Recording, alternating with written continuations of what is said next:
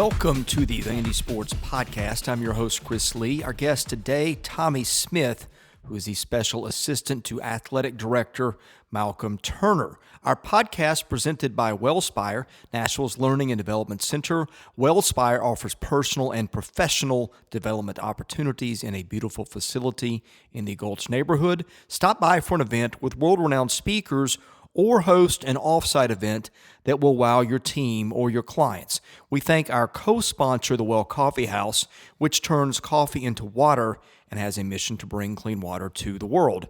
Today's news presented by Sutherland and Belk, an SEC sports-loving injury firm in Nashville. The fine people at Sutherland and Belk will shoot you straight on your rights and options when you have been injured in an accident. Call them at 615-846-6200 to get your questions answered. You can also visit them online at sbinjurylaw.com. Vanderbilt resumes basketball play on Saturday afternoon against Texas A&M. That game, a 2:30 tip-off in Memorial Gymnasium. Our guest line, presented to you by Boll & Branch, started by Vanderbilt graduates Scott and Missy Tannen. I've slept on their sheets for years. They're amazing. I had no clue what I was missing till I got them. They are fair trade certified, meaning they are made under safe conditions by men and women treated and paid fairly. Try them for a month. You can return them for free, but you won't want to. Once you get the sheets, try the mattress. That was voted the best mattress of 2018. Go to bollandbranch.com. That is spelled B-O-L-L. Enter the promo code Vandy and get $50 off your first set of sheets. Today's question and answer session brought to you today by my friend, independent agent Josh Minton of Brentwood. If you need home for auto, motorcycle, renters, landlord, or life insurance, Josh can help you out. Call him at 615-933-1979. Email him at josh@hqinsurance.com. Follow him on Facebook at JD Minton HQ. He is my insurance agent. Give him a try, and I think you'll be pleased. That question and answer session also co-sponsored by my friend Mark Gent at Simply a Fan. Mark and I will be working on some trips to Vanderbilt baseball games this year, so be sure and be aware of those announcements as we make them in the podcast this year. Tommy Smith joins us today. Tommy is the special advisor to the athletic director, who of course is Malcolm Turner. We are going to talk about the reunions that Vanderbilt has set up for its championship basketball teams, maybe get into some other athletic department business. Tommy, thank you for joining us today. Hope you're having a great new year. Thanks, Chris. It's a pleasure to be here, and Happy New Year and to you and your family. Well, I know the main thing we are going to get into today is the reunions. And Vanderbilt has had some phenomenal basketball history. And make sure I get these right. A reunion tomorrow to honor, tomorrow being Saturday, against Texas A&M, the 74 team. Then one February 11th against Florida to honor the 93 team, followed by Kentucky on February the 11th. That will honor the 65 team. Just talk about the genesis behind these ideas and why you have put these together. Well, we're celebrating the three SEC championship teams, won regular seasons, and I've heard from quite a bit even before I got here that former athletes have not felt welcome back to a degree, and part of that's true, and part of it's probably emotional. But either way, I don't think you can celebrate your past enough. And Malcolm, that's one of his big agenda items for us. But we started with these three teams who won regular season crowns, and hopefully we'll have a celebration that our fans and they will be very, very proud of. And then it's something we will never stop doing for any of our teams. And I don't know what's next, but for this right now, it's the three SEC championship teams. Tommy, I know the 74 team is near and dear to your heart. I know that was one that's near and dear to a lot of people's hearts. I grew up hearing the stories. Jan Van Bredekoff, I think the F Troop was part of that one. Names that Vanderbilt fans, even if they're younger, know. How cool will that be to have that reunion against Texas A&M and see those guys? Well, I think it's just fabulous. I hope our fans can really enjoy it. You've got I went to basketball camps with Coach Skinner, rest in peace, and him coaching the 74 and the 65 championship teams. Coach Ron Bargatze will be there, who I've known most of my life, has been a great friend, mentor for me. And you've got Jan Van Brederkopf, SEC Player of the Year. The F Troop, the late Joe Ford, will be represented by his widow, uh, Jeff Fosness, Dr. Jeff Fosness, and then Butch Fear and Lee Fowler. It's just so cool to have all these guys back. We'll have a reception for them before the game. Then during the game, we can come up to the suite, sit and move around. And the halftime, we'll honor them on the court. And Martin Salamone from our office and Robin Candace have done such a good job of the details of this and what and I've heard that from all these former players. And what makes me really really proud is the attention to detail we're doing for these guys because of the as this came about. My only task for our people was they better enjoy it, and I said it with a smile. But these guys are our treasured past, and we're going to treat them like royalty. They're Vanderbilt royalty, and I hope all Commodore fans come out and give them a standing ovation.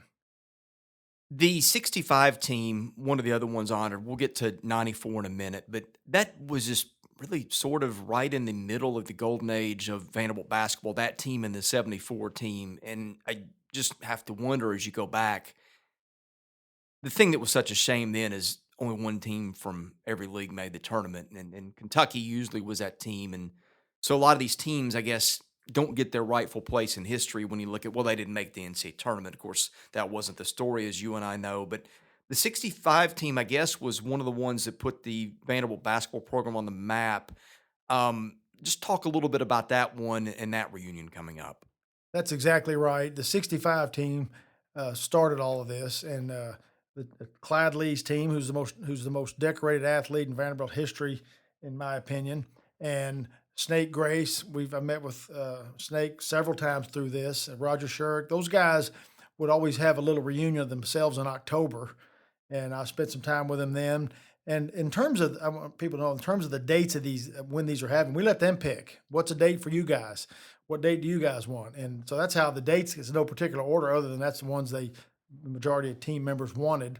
And don't know if Clyde's coming back. We certainly hope so. But I have learned that the balconies in the Memorial Gym are known as the Clyde Lee balcony. And I'll be honest, I think he's the greatest living basketball player in Vanderbilt history, if not the best ever here. And in my office, I've got a frame Nashville banner photo of his last home game here on the front page, and it's that one's going to be a lot of fun because I've gotten to know those guys a lot, and they're excited, and boy, they deserve it too. And then the '93 team, Coach Fogler will be back.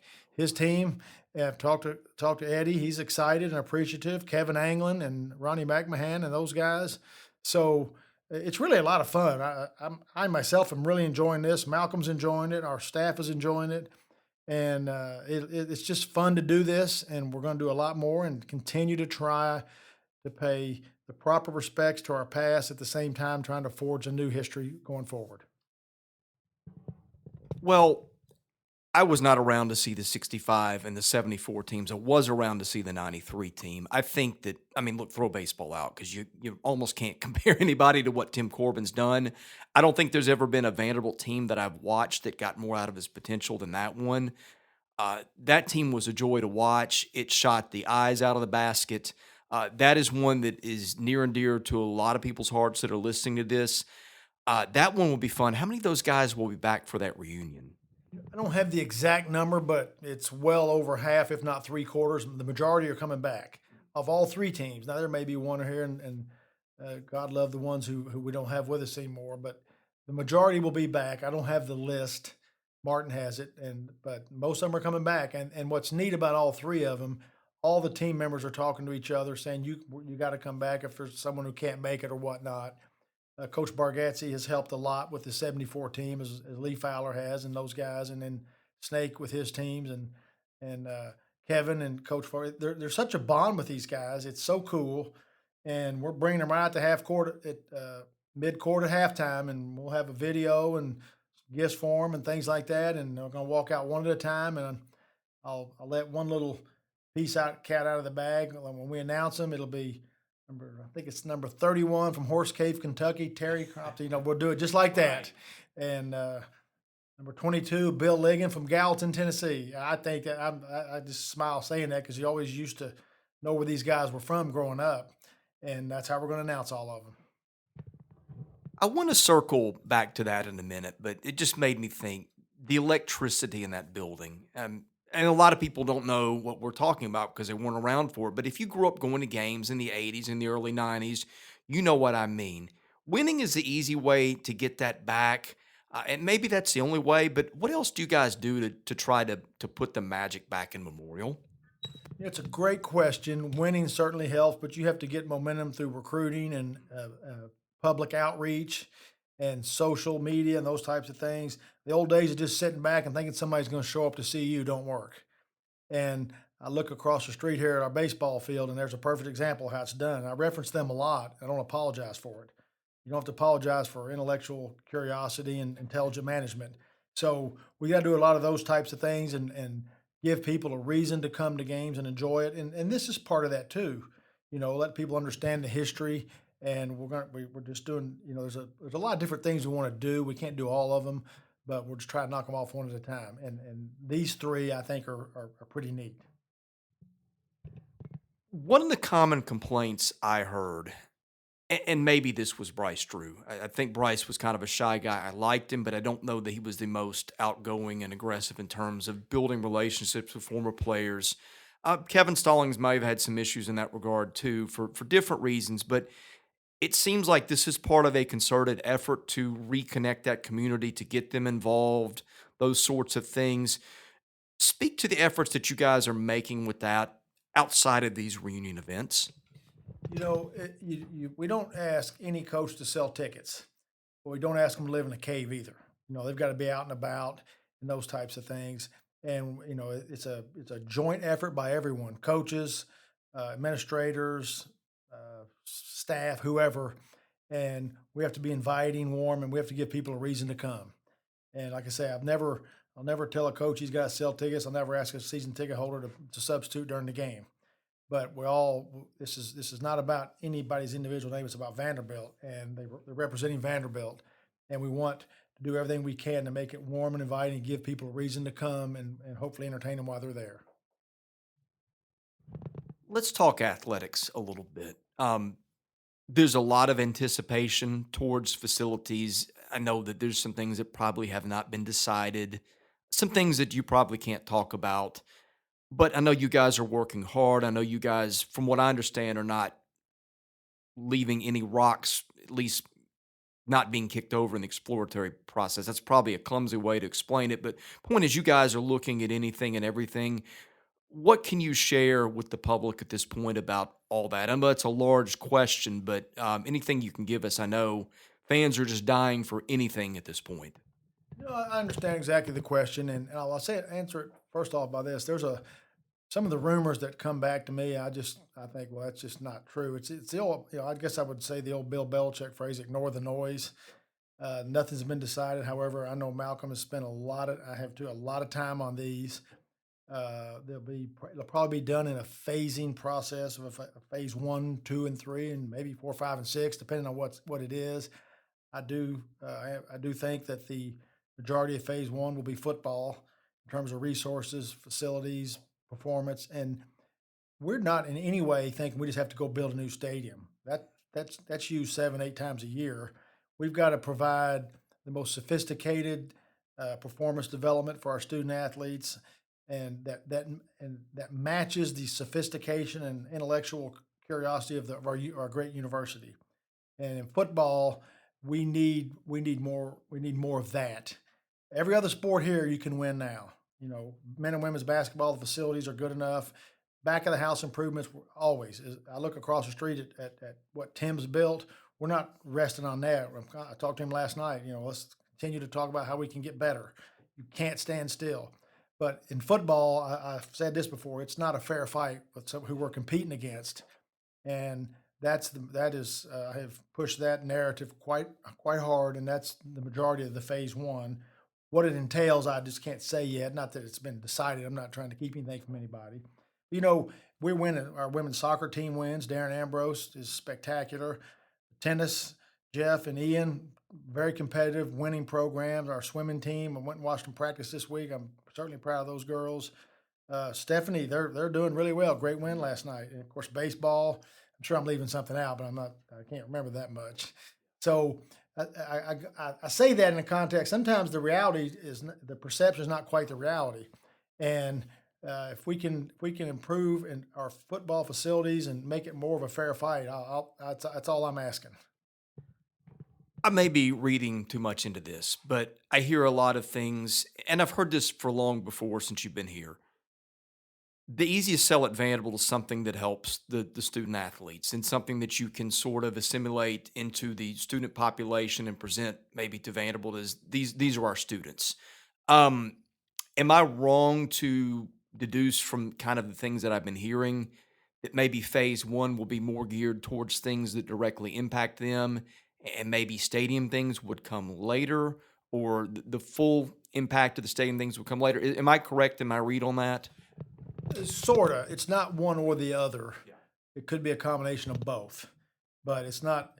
Uh, it's probably both, but it's not been determined yet. But we need some improvements in the viewing for our fans in terms of premium seats and concourse. That's not lost on us. So it's not one. It's not and or the other. It could be a combination of both, and probably will be.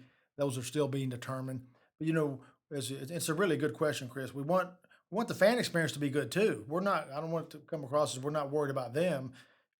If you they need to come and sit and be comfortable, and the best food options, and we're limited in space over there a little bit. My own opinion is I like all three of those right now. I think it's pretty neat, and we can put a man in the moon. There's ways to work around that a little bit. You can go more vertical than horizontal with your building and things of that nature. But it's both. It's the development, the practice, the weights, all that of the student athlete. At the same time, where they play too needs it too, because I don't think anything's been done over since 1981, and that's probably a little bit too long, but that's okay. We're looking forward. How many phases will there be to your plan, and what are we looking at in terms of rollouts? I keep hearing mid-February or so for the first phase, and that implies there will be second, third, fourth phase or whatever. Again, I know that you're limited in what you can share, but what can you tell us about how that will go? Well, I don't know how many there will be. It depends on what all we decide to do and the funding and all that. Uh, we're hopefully February we can start getting this stuff out there. We have to talk to the chancellor and the board and all that. And they've been very supportive and terrific through all of this. So I say that when people say the Vanderbilt administration doesn't care, I don't agree with that. They do care. They really do. And that's a misperception that I don't that kind of bothers me because I don't think I know it's not true. Just like our overall athletic programs are really good. We're just not winning in football. We had a tough year, but we're doing fine. Got to get better. And men and women's basketball. So, and then people from that say the administration doesn't care, and I don't agree with that. They do care. We need to modernize a little bit. Malcolm and I have looked at a lot of different facilities around the country and talked to our coaches and those types of things. And I think the time is now. To me, it's pretty exciting. I didn't come here to just not change things, or change maybe is the wrong word, not to improve on things. But I know this: if we do things exactly the way they have been done, I'm not anticipating much changes in terms of results. And I don't have any hesitation. We want to develop our student athletes academically, physically, mentally. Let them chase their dream and the vision of their goals.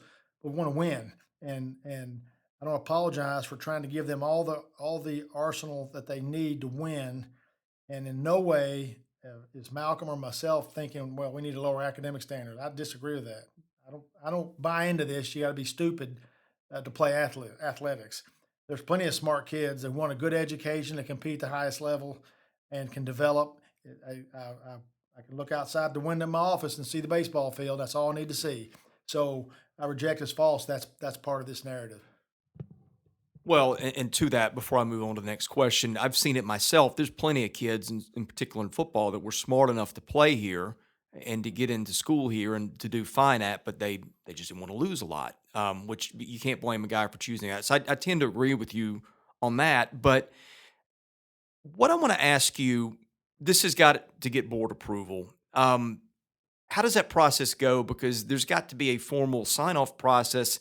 At the same time, you don't want to go in thinking we're thinking A and they're thinking Z, and end up with something that kind of wastes all the work you done.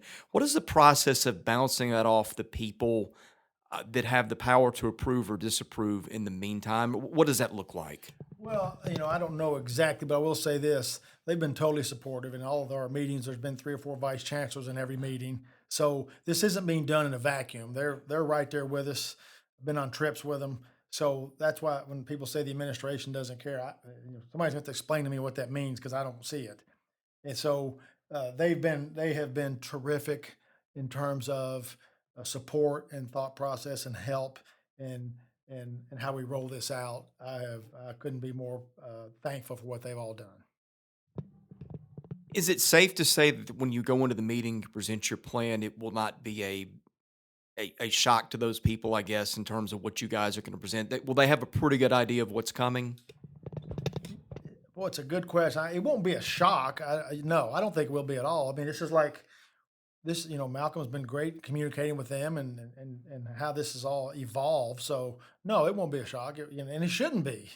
You know, I don't think the engineering department would go plan on building a new building over there and not tell the administration either, So, no, they should be involved, and they have been. And not only involved, they've been helpful and supportive and have helped with ideas and thought processes. And so, no, no, not at all.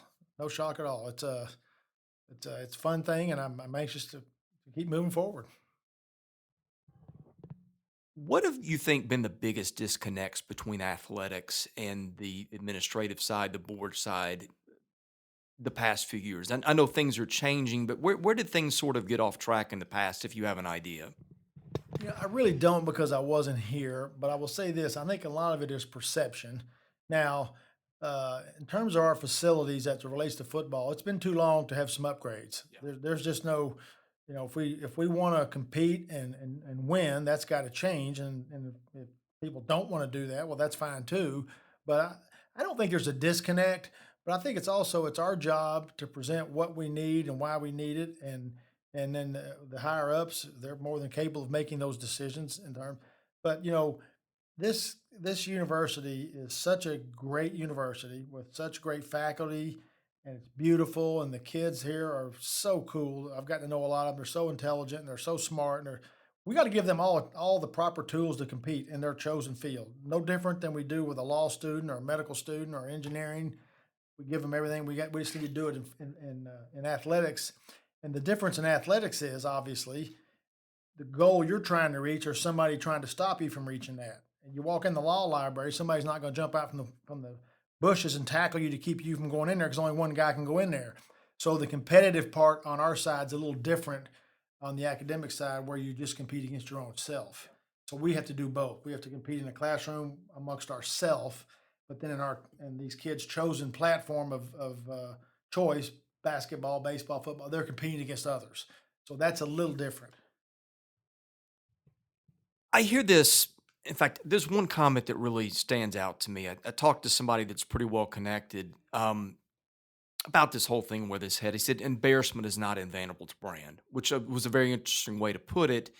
And what he was getting at was, he also told me, he said, I think that the board is more interested in sports than people perceive. Uh, can you just speak to, I guess you've already talked about the cooperation, but maybe the misperceptions in your mind of how people view the board and Vanderbilt's administration and how that translates to support? I can't speak to the past, and I disagree when people say the administration doesn't care. That's a perception. Sometimes when you lose games, that perception takes on a reality of its own. So, but I will say is it's I think it's our job as in being in the athletic administration to point out what we need to be successful. And the board, I don't know this because I wasn't here, so I'm not saying anyone's done a bad job. That's not what I do. Every time you throw mud, you lose ground, and I'm not doing that. What I am saying is it's our job to point out what we need, why we need it, and how it will help our student athletes. And it's not my job to say yes or no. It's the higher ups, but they have been terrific. I mean, I've really enjoyed getting to know them. I went to the board meeting with Malcolm, and it was really fun. And I'll say it again: this perception they don't care is not true. It's really not true at all. Now, we need, as I said, as it relates to football, we need some resource and facility improvements. There's no doubt. That doesn't mean anybody's good or bad. It's just the reality of it. And well, I'm not talking about an arms race, which goes on in the SEC. We don't need a 100,000 seat stadium. We need modern, sophisticated, and intellectual curiosity in everything we do, because that's what the university stands for, and that's what we're working towards. And I'll say it again: a large portion of our programs are winning, and the other ones that aren't are on the way to winning. If they're not, we'll find somebody that can. That's just the way it is. The SEC is a big boy league, and Vanderbilt fans, I want them to not. They shouldn't. I want them to. We got to give them reasons to be proud. I was at that Georgia and LSU game, and a majority of visiting team fans there, and I think people, didn't like it. I'm still mad. I'm still upset. I don't blame Georgia fans. I don't blame LSU fans. They have every right to buy a ticket. So I guess my point is I don't myself apathy will never enter into my veins or Malcolm's, and I'm thinking every day, how do we offset that? Well, I'm not one to say we're not going to sell tickets to them. No, I don't. It's a free world. I'm not going to do that. That's somebody makes me. So uh, I think of that. I still think of that. I think some people have seen it for a long time, and it's become the new normal. Well, it ain't no new normal for me. So, and it's not going to turn around immediately. I know that, but I know this: come in the morning early, give it my best shot, and go home. I come back the next day and do it again, and that's all we can do. To the ticketing and attendance end of things, a lot of things that you said are obviously true. You don't want to. There's certain things that you can't restrict or maybe don't want to restrict, but I'm sure you've had conversations about the opponent takeovers and things. Maybe you can share, maybe you can't, but what have those conversations been like in terms of what you can do to get more of your fans in the stand? Obviously, winning is a big part of it, but what are the other things that you guys can control outside of that have been discussed? You know, uh, we're going to have a salute to service at a game where we honor our veterans, which is a great platform anyway, and we'll give them Vanderbilt shirts, those types of things. It's a very complex situation. If you're selling a bunch of tickets anyway, it's easier to solve that. But when your attendance is not as great as you want it to be, then it becomes more of a problem. Like I say, I don't believe in not letting people come in the gym. If you buy a ticket, you ought to come. And in both of the Georgia and LSU game, we had, I'm sure, a large part of, I don't know, large part, but a lot of our fans sold their tickets. And I really don't blame them. They have the right to do it, but then they don't have the right to complain about visiting team people being in there. I'll say that. But if, they buy their tickets and they sell them. It's not for me to tell them they can't do that. But I think as a collective Vanderbilt community, Malcolm and I and our coach, we can't be the only ones that are trying to combat this. And we have to do our part too. Don't get me wrong. We got to win. We got to compete. We got a good product, put a good product on the field. We need comfortable seats and food amenities and those types of things. And so it's not just one little uh, piece that fixes this. It's not fixed overnight, but it's not complicated. It's just hard work, and that's what we're trying to do. I look around and I see a fan base at baseball games behind home plate, and what I can see from where I sit that's old. I see the same thing in basketball in the chairback seats. I bet there's no way to know, but I bet I have the highest percentage of any rival site of people that are 60 and over on our site. That to me is a concern when I look at your fan base. Is that something that gets brought up? Is that it's eight? Not only do you not have enough, but the ones that are there are aging quickly, and you've got to replace those obviously with other demographics if you're going to do this long term. No, it does. It's very well said. We have what 6,000 undergraduate students, and not all of them are from here. We're the smallest school in the SEC, so absolutely. But as we look at our plans and our future plans in terms of amenities and those types of things, that's how we have to attract newer fans. But I also think before you want to attract newer fans, the first thing you got to do is take care of what you have. Otherwise, you're replacing. So I'm adamant that the fans we have, if we give them the proper attention, that will create new fans. They deserve it first. They're already here. And by doing some of these reunions and things like that, that's done for the team, but it's also done for the fans. And I am a card carrying member of, I even in my own life, I take care of what I have far more than what I want.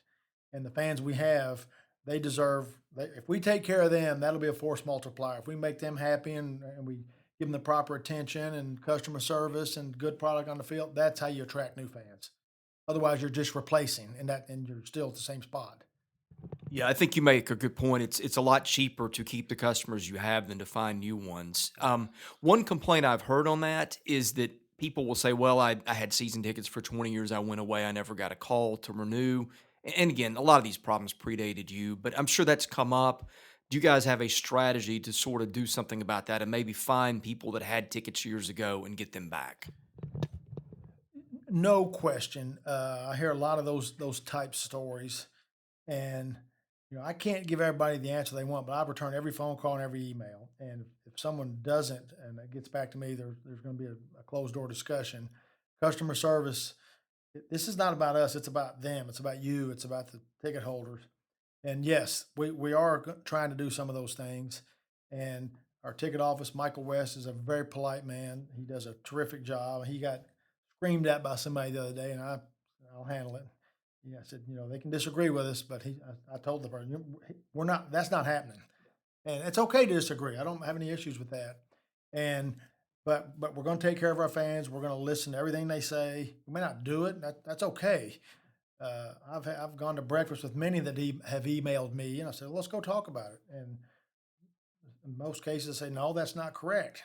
Maybe whatever the issue is, but that's okay. I think fans want to be heard, and they deserve to be heard. And we go in with an open mind, and there's a method to our madness. We don't just make decisions throwing a piece of spaghetti up against a refrigerator. It's thought out, and hopefully it's the right decision. Nobody's perfect. If it's not, and there's a bunch of no's, and they'll probably get rid of me, and that's all right too. But there's a strategy, there's a thought process, and I don't think our fans have been treated as warmly as they probably should. And I don't think our customer service in the past it's been good, but I'm not interested. I'm a big Chick-fil-A fan. Now, if you walk around our office here and somebody says no problem, it gets back to me. Somebody's going to be in my office because we answer my pleasure, answer in the affirmative, and don't say it because I'm telling you. Say it because it's the right thing to do. We are in the service business, and our people do a good job. They do, they do.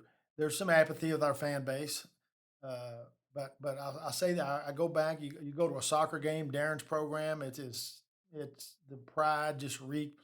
You can just see it with the girls and the team. You go across to the baseball field, and you walk in there, and you can. I can't describe it, but I know it when I see it, and the pride engulfs you. And that's the standards we want, and that's what we're going to keep working towards. Well, and one comment on that before I get to my last question. I notice it because from the media relations side and the way that we're taken care of, it's the best it's ever been. I've done this since '03, the last 2 years. And Alan George, I will pay him a compliment because he's had a lot to do with it. It's been during his time. I can see it, and that reflects an effort that you guys are making. And that's just one way that it has spilled over. So I say that all to say that I've seen some of the things that you speak about with your eyes in terms of customer service. The last thing I want to ask you, Tommy, you guys have plans, they're well thought out. I have, again, little doubt that you've kicked every rock and stone to try to find out what is it we need to do and give that a lot of thought and care. And I think that's an effort people appreciate. The other part, of course, is you have the goals, but you have to get the funding for them. You may or may not be able to speak to all that, but just take me through the process of the asks, how those are going, how you're doing in terms of building new donors, and anything that you can tell the fan base on that. It's a really good question. I can't get any specifics other than we meet just about every day on the process and potentials and this and that. And with the National Commodore Club, we had meetings yesterday, so I can't go into any specifics on that. But obviously with a plan of this nature, you have to have that funding too. And the university's been fantastic on that; they really have. So I'm so happy and thankful how they do that. And I appreciate you saying that about Alan. Our goal is we're going to treat everybody as with respect, and people can disagree. That's fine. Doesn't bother me. I can't control that. I can only control how we act. I have an old saying in my personal life: I treat everybody like a gentleman, not because they are, because I am. That's sort of the philosophy of what we try to do. And I really don't mind fans coming up with issues. And I said issues, not complaints, because they're not complaints. They're issues. And I enjoy getting them because it's a chance to fix something. I got one the other day from someone, and it evidently been going on for quite a while, and they've somehow got my name. And I said, "Well, you just hang on here." And I don't know if we've got it fixed. It may be to a level that we can't, but I do know this. She wrote me back and said it was very, very complimentary and thankful because I had some heavy hitters over there talking to her. I don't mind issues. I really don't. Matter of fact, I guess as I said, I encourage them. It's the issue that I don't know about bothers me because it can't be fixed, and I can't guarantee what I can fix. I don't have that ability, but I can guarantee this: we will try. And if somebody around here is not doing that, and it gets back to me, that'll be changed immediately. And it can't be where you complain about the complainer, even though these aren't complaints, they're issues. And fans have them. Some of them are legitimate. Someone had a broken seat. It's been that way for quite a while. It's not broken anymore. So, as I say it again, I don't mind issues. I love them because you can't fix them if you don't get them. And when I was in South Dakota running the CBA team, I used to actually joke along for the good old days when nobody came and nobody cared and everybody start laughing but that's what we're here for. This is what we do. And if and I can't, like I say, some of the issues we simply can't fix, but that's okay. And I encourage people. Let me know. I'd love to hear from you, Malcolm. I'd love to hear from you. And honestly, I wished I had 25,000 issues coming at me. It'd be a nice problem to have because I know this. I don't want apathy. Yeah, I don't. And I'm hell bent to provide Vanderbilt fans reasons to be proud and come out and do their thing. They deserve it. The university deserves it. Our student athletes deserve it. And like I say, I don't mind people disagreeing with me. That's okay. I don't have all the answers. I know this. I got more energy than most. And this is we're educating students to the highest level, development, mentally, physically, off the court, on the court, and preparing them to go out in life and chase their dreams and visions and whatnot. And we just want to provide them everything for that to happen. And like I say, I'll use this small example. I had gotten here this summer and I was going out to Las Vegas for some NBA marketing meetings. And Darren and Malcolm came to me, and one of the soccer players could she shadow me, Grace Jackson, who was just a sweetheart, just graduated. And so I got to know her, and it was fun having her out there and helping her, and we stayed in touch. And I ended up going to every game. Got to know Tiana Tollison, the goalie, and Haley Hopkins, who's one of the better. I'm a women's soccer junkie now, and it's been so much fun to get to know them. And now, from there, now that they're off season, I'm going to go to the lacrosse games and baseball. So that's the fun part, and that's the fun part for fans too. It really is, and I'm having so much fun doing that, and trying to build the fan base because they all deserve it.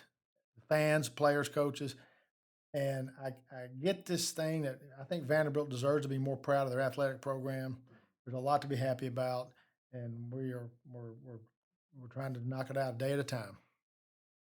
Yeah, and I think when the dust settles on everything, it'll be great because the facilities are the things that have dominated the conversation and the strategic plans. And I think I'm with you. I think that once you get that out of the way and sort of clear those objections, so to speak, I think that will be a great thing for the university because there are great stories. I deal with them a lot in the athletes I cover, and I think that will start to get the best of Vanderbilt in the forefront of the public eye.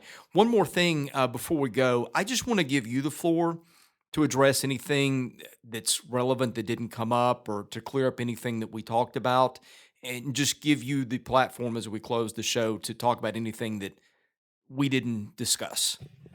I don't really know other than I would say we're just looking forward. I don't, in no way do I pass any judgment on anything that's been done in the past. I just don't do that.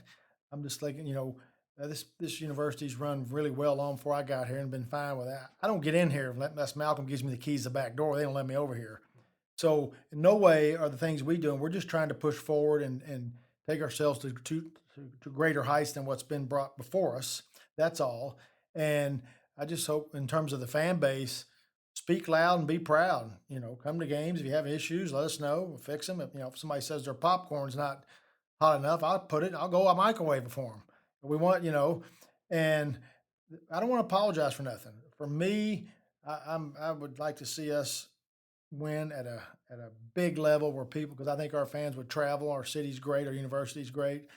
And nothing would please me more than to have every vice chancellor, faculty member, administrator say, "Hey, we get to go to the game this, whatever." That's what we want, and our fans. And yeah, I want to sell more tickets because it means we're doing well. But we don't just want to sell more tickets. We want to have more people to make happy. That's what we want to do, and educate our students and all that. We're our university, and I'll say this: this varsity blues, all that BS that went on. Vanderbilt's so above that, and they ought to take great pride in how well this university is run and regulated and prioritized. They should stick their chest out. Now I want the athletic program to even put more of a highlight on what they do great anyway, and that's that will happen. Well, I think a lot of people are looking forward to that day, and I know I am too. It's going to be very interesting to see what happens in the coming days. Tommy, thank you so much for joining us today. I'm Chris Lee, the host of the Vandy Sports Podcast. Thank you for listening. We're back with more episodes.